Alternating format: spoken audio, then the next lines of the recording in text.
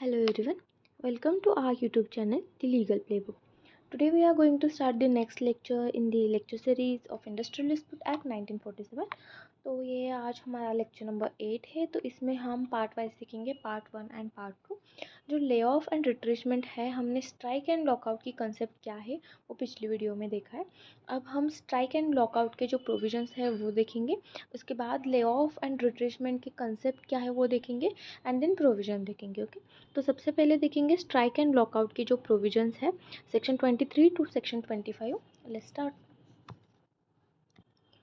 Okay, तो हमने पिछली वीडियो में जो है स्ट्राइक क्या होता है, लॉकआउट क्या होता है, वो हमने देखा था। तो आज हम prohibition of strike and lockout कैसे है, वो क्या प्रोविजंस है, वो आज हम देखेंगे यहाँ पे। ओके, तो सबसे पहले जो है 22 क्लॉज 1 जो है यहाँ पे, strike by the employees in the public utility services.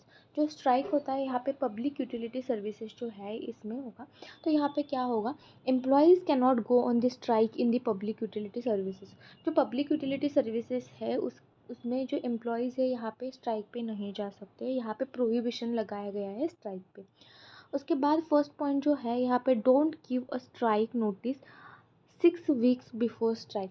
अगर आप स्ट्राइक करना चाहते हैं तो यहाँ पे जो स्ट्राइक का नोटिस है, यहाँ पे 6 वीक्स तक का जो स्ट्राइक है इसके पहले आपको जो है वो नोटिस देना पड़ता है। Strike within the 14 days after giving the notice. Notice देने के बाद आपको क्या है, विद इन जो है 14 डेज तक आपका जो स्ट्राइक है वो strike within the 14 days after giving the notice start होगा। उसके बाद strike before the date mentioned in the notice. जो स्ट्राइक है, नोटिस आपने मेंशन किया है जो नोटिस में, तो उसमें जो है नोटिस बिफोर, उसके बिफोर ही होगा वहाँ पे। उसके बाद डी में क्या बोला है, strike during the conciliation proceeding. जो स्ट्राइक है यहाँ पे नहीं हो सकता है, काउंसिलेशन प्रोसीडिंग अगर स्टार्ट है और चालू है तो यहाँ पे आप स्ट्राइक नहीं कर सकते। And with in 7 days after, यहाँ पे वो भी नहीं कर सकते स्ट्राइक। मतलब क्या होगा यहाँ पे, अगर आपकी काउंसिलेशन प्रोसीडिंग एंड हुए हैं तो यहाँ पे उसके बाद 7 डेज तक आप कोई भी स्ट्राइक नहीं कर सकते, उसके बाद आप कर सकते हो। ओके, तो पहले पॉइंट में क्या बोला है, can not go on the strike, पहले तो है don't give the strike notice 6 weeks before the striking. Okay, उसके बाद जो बोला है strike with in the 14 days after giving the notice. Okay, उसके बाद जो है 14 डेज तक आपको स्ट्राइक नहीं करना है। उसके बाद strike before the date of mention in the notice. जो मेंशन करना है, मेंशन किया है नोटिस में, उससे पहले आप नहीं कर सकते हैं strike. For example, workers at the power plant must notify the employer 6 weeks before. आपको स्ट्राइक करना है तो आपको क्या करना पड़ेगा, यहाँ पे 6 वीक्स पहले आपको क्या करना है, यहाँ पे नोटिस देना है। एंड वेट फॉर 14 डेज, आपको नोटिस दिया है 6 वीक जो पहले है आपने नोटिस दिया, उसके बाद आप 14 डेज वेट करेंगे। उसके बाद जो है and can not strike on the gone, conciliation proceeding चालू है तो यहाँ पे कंटिन्यूस में आप यहाँ पे स्ट्राइक पे नहीं जा सकते। प्रोसीडिंग जो है ओवर हुआ एंड फाइनल डिसीजन आया, उसके बाद आप 7 डेज तक यहाँ पे प्रोसीजर में जो है होने के बाद भी आप स्ट्राइक पे नहीं जा सकते। ओके ओके, तो उसके बाद क्या है सबसेक्शन 2 में, lockout by the employer in utility services. Public utility services में जो लॉकआउट है, अब हमने स्ट्राइक तो देख लिया क्लॉज 1 में, अब हमने क्या देखना है, यहाँ पे लॉकआउट देखना है। तो लॉकआउट भी सेम प्रोविजंस है, यहाँ पे सेम टू सेम, कोई भी डिफरेंस नहीं है। यहाँ पे देखिए सेम प्रोविजंस है सबसेक्शन 1 एंड सबसेक्शन 2 में। यहाँ पे एम्प्लॉयज़ थे, यहाँ पे एम्प्लॉयर आएंगे। Can not lockout the workers if they, first जो है don't give the lockout notice 6 weeks before. यहाँ पे इनको भी क्या करना है, 6 वीक्स का नोटिस देना ही देना है। उसके बाद जो है lockout with in 14 days after giving the notice, आपको 14 डेज तक वेट करना है यहाँ पे। उसके बाद सी में बोला है before date mention in the notice. जो है आपने डेट मेंशन किया है नोटिस में, उससे पहले आप क्या नहीं कर सकते, यहाँ पे स्ट्राइक और लॉकआउट नहीं कर सकते। तो सबसेक्शन 2 में यहाँ पे लॉकआउट की प्रोविजन दी गई है। डी पॉइंट में बोला है lockout during the conciliation proceeding है, तो यहाँ पे ड्यूरिंग काउंसिलेशन प्रोसीडिंग है एंड उसके बाद जो है आप फाइनल डिसीजन आने के बाद 7 डेज तक आप क्या नहीं कर सकते, लॉकआउट नहीं कर सकते। ओके, नेक्स्ट जो है सबसेक्शन 3 में क्या बोल रहा है, यहाँ पे एग्जिस्टिंग स्ट्राइक और लॉकआउट, ऑलरेडी एग्जिस्टिंग स्ट्राइक और लॉकआउट है तो इसका प्रोविजन क्या आएगा, इफ़ अ स्ट्राइक और lockout already exist in the public utility services. Okay, तो एग्जिस्टिंग स्ट्राइक और लॉकआउट में है, तो यहाँ पे इफ़ अ स्ट्राइक और lockout is in already existence में है, तो the public utility services no fresh notice यहाँ पे देने की ज़रूरत नहीं है। अगर पहले से ही यहाँ पे क्या है, स्ट्राइक एंड लॉकआउट एग्जिस्टेंस में है, तो आपको फिर से 6 वीक्स तक वेट करने का, और 7 जो है यहाँ पे नोटिस जो है उसका, और 14 डेज़ का नोटिस विद इन 14 डेज जो है आफ्टर गिविंग द नोटिस, आपको यहाँ पे कोई वेट करने की ज़रूरत नहीं है।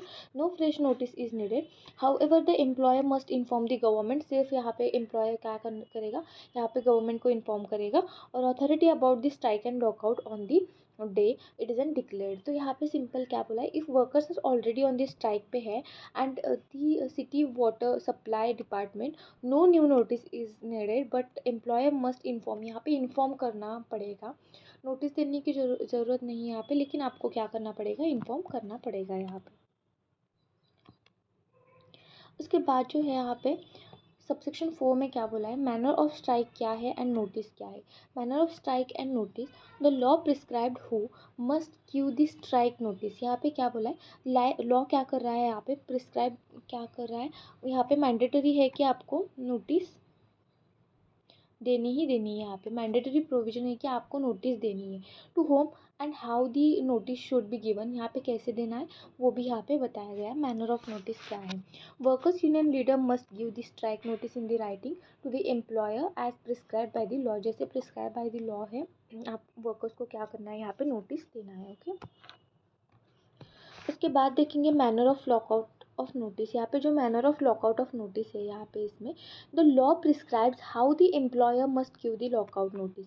यहाँ पे क्या बोला है, लॉ क्या प्रिस्क्राइब करेगा, how the employer must give the lockout notice कैसे देगा। यहाँ पे the employer must give the lockout notice in writing to the workers और देयर रिप्रेजेंटेटिव जो भी है वर्कर्स को, एंड रिप्रेजेंटेटिव को क्या देंगे, यहाँ पे नोटिस देंगे। ओके, उसके बाद सबसेक्शन 6 में क्या बोला है, reporting the notice to government. यहाँ पे नोटिस जो है, यहाँ पे गवर्नमेंट को भी यहाँ पे रिपोर्टिंग करना पड़ता है।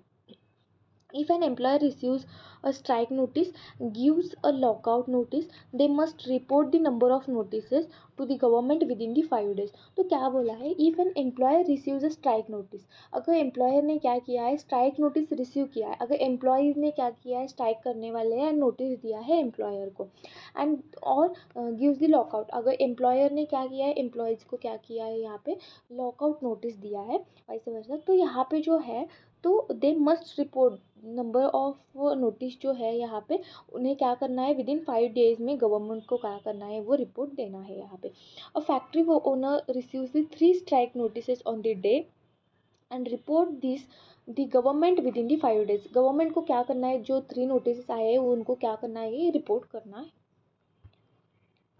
ओके, तो नेक्स्ट देखेंगे हम सेक्शन नंबर 23। तो जनरल प्रोहिबिशन जो है of the strike and lockout क्या है, विथ ई सबसेक्शन हम देखेंगे यहाँ पे। तो सबसेक्शन ए में क्या बोला, यहाँ पे जो ए पॉइंट में क्या बोला है, workman can not strike, and यहाँ पे प्रोहिबिशन ही जनरल लगाया है of the strike and lockout पे। Workman can not strike and employers cannot lock out during the cancellation procedure before the board before a board and 7 days after those proceedings। क्या बोला है, यहाँ पे हमने सेम प्रोविजन देखा था, same जो प्रोविजन है यहाँ पे।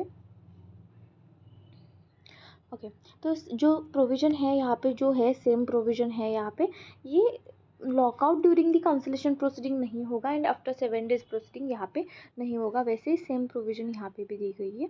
तो यहाँ पे जो है, वर्कमैन कैन नॉट स्ट्राइक, यहाँ पे स्ट्राइक नहीं कर सकते एंड वो एम्प्लॉयर लॉकआउट नहीं कर सकते।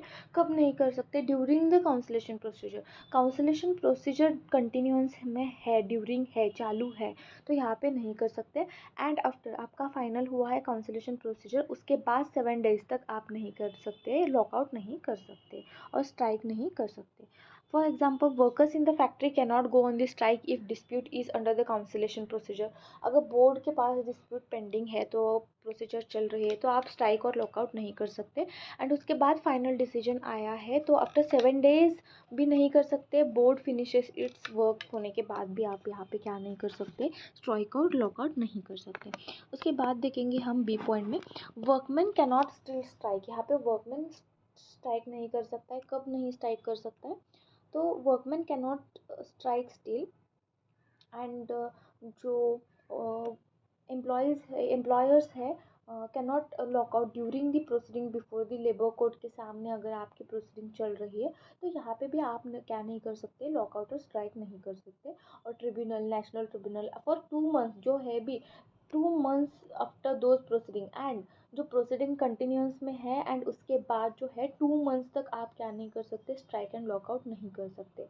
लेकिन यहाँ पे जो था ऊपर जो काउंसिलेशन प्रोसीडिंग चल रहा था वहाँ पे कितने डेज का टाइम पीरियड था, 7 डेज का टाइम पीरियड था। आपको याद रखना है यहाँ पे 14 डेज, सॉरी यहाँ पे जो है 2 मंथ्स का टाइम पीरियड दिया गया है एंड ऊपर ए पॉइंट में जो था काउंसिलेशन ऑफिसर में 7 डेज का टाइम पीरियड दिया गया है। बी पॉइंट में क्या बोला है, workman can not strike and lockout.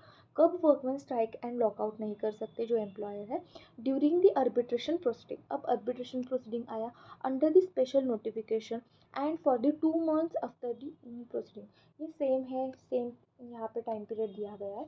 तो यहाँ पे भी जो नेशनल ट्रिब्यूनल में 2 मंथ्स नोटिस जो सॉरी 2 मंथ्स के बाद आपको स्ट्राइक नहीं करना है। फाइनल डिसीजन आने के बाद आप 2 मंथ्स तक नहीं कर सकते हो स्ट्राइक एंड लॉकआउट। उसके बाद बी पॉइंट में क्या बोला है, यहाँ पे भी अर्बिट्रेशन प्रोसीडिंग अगर पेंडिंग है, चल रही है, तो यहाँ पे आप स्ट्राइक एंड लॉकआउट नहीं कर सकते।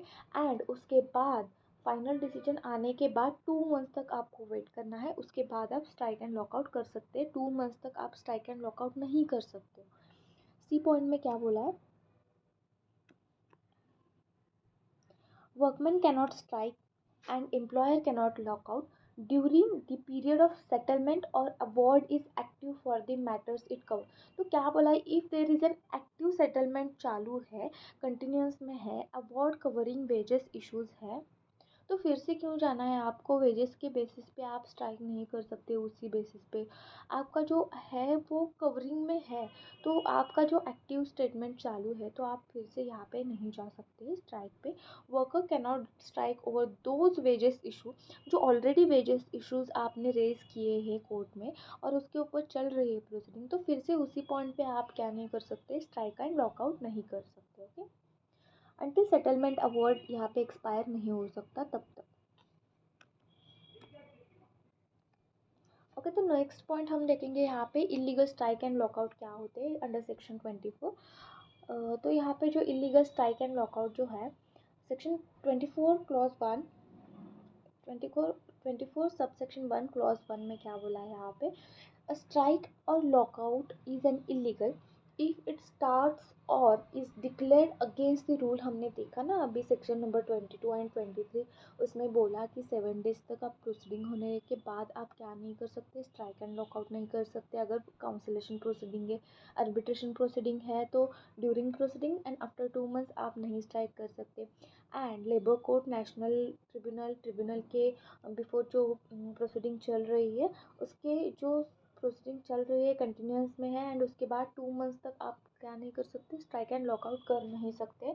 अगर आपने किया, आपने उसको वॉयलेट किया 2 मंथ्स पहले और 7 डेज पहले आपने स्ट्राइक और लॉकआउट किया, तो यहाँ पे क्या होगा, इलीगल स्ट्राइक डिक्लेयर किया जाएगा अंडर सेक्शन 24।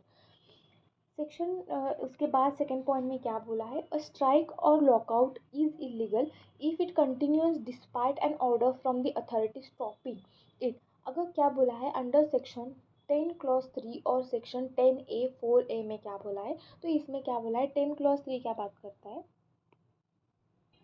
ओके, तो 10 क्लॉज 3 क्या बात कर रहा है, जो प्रोहिबिशन ऑफ स्ट्राइक और लॉकआउट है उसके बारे में 10 क्लॉज 3 बात कर रहा है।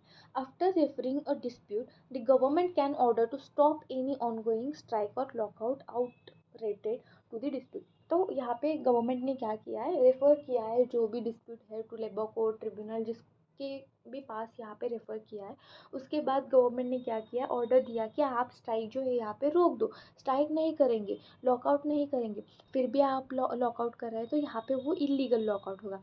तो 10A में क्या बोल रहा है, यहाँ पे 10A इतना ही बात कर रहा है जो 10A, तो एम्प्लॉयर एंड वर्कमैन जो एग्री हुए हैं उसके ऊपर जो, एंड यहाँ पे गवर्नमेंट ने क्या किया है, गवर्नमेंट ने नोटिस इशू किया है यहाँ पे।